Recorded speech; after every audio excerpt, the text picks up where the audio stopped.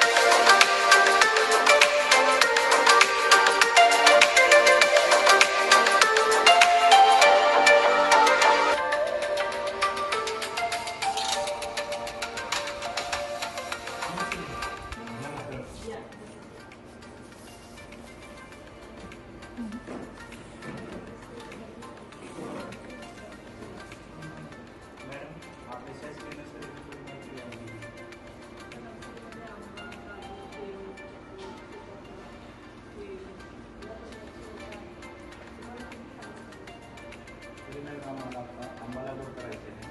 रामदत्त दोन ते कलम आहेत.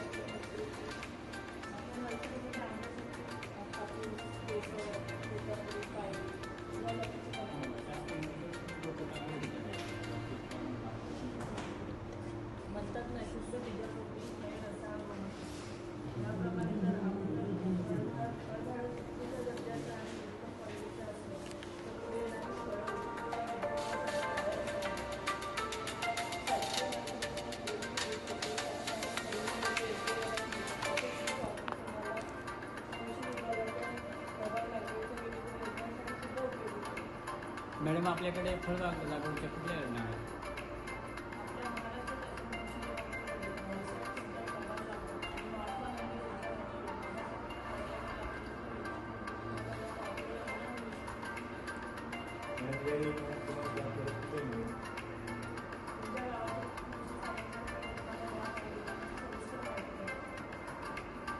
आपण नर्सरी पाहता येईल का?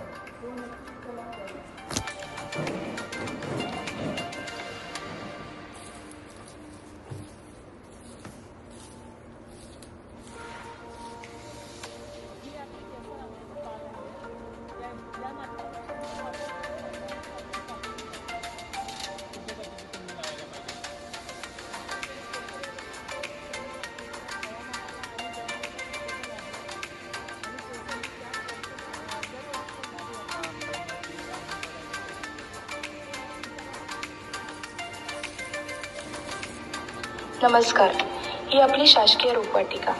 या रोपवाटिकेमध्ये आपण विविध फळझाडांची रोपे तयार करतो. जसे की आंबा, पेरू, चिकू, जांभूळ अशा विविध फळझाडांचा समावेश होतो.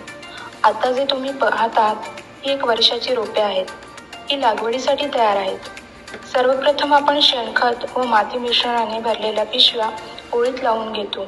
त्यानंतर पाणी देऊन रात्रभर त्या भिजत ठेवल्या जातात. नंतर बाठ्यांपासून तयार केलेली रोपे पिशवीमध्ये लावून त्यावर मातृवृक्षाच्या काड्या वापरून कलमे बांधणी केली जाते. तुम्ही जी कलमे बघत आहात ती केसर व हापूस या जातींची आहेत.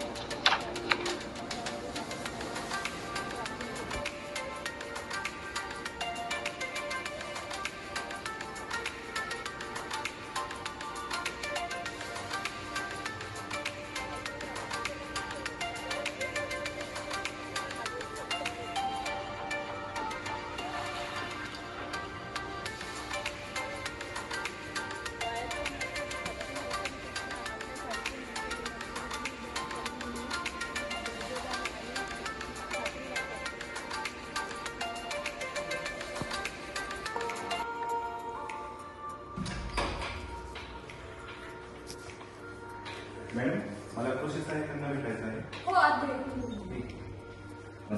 मी भाजीपाला उत्पादन घेणार शेतकरी. मला यावर्षी फळबाग लागवड घ्यायची. तर मी शासकीय रोपवाटिका खोपोलीचे कलम वगैरे बघून आलेलो. तर मला आपल्या आजूबाजूकडून काही योजना तर सांगा. नक्कीच.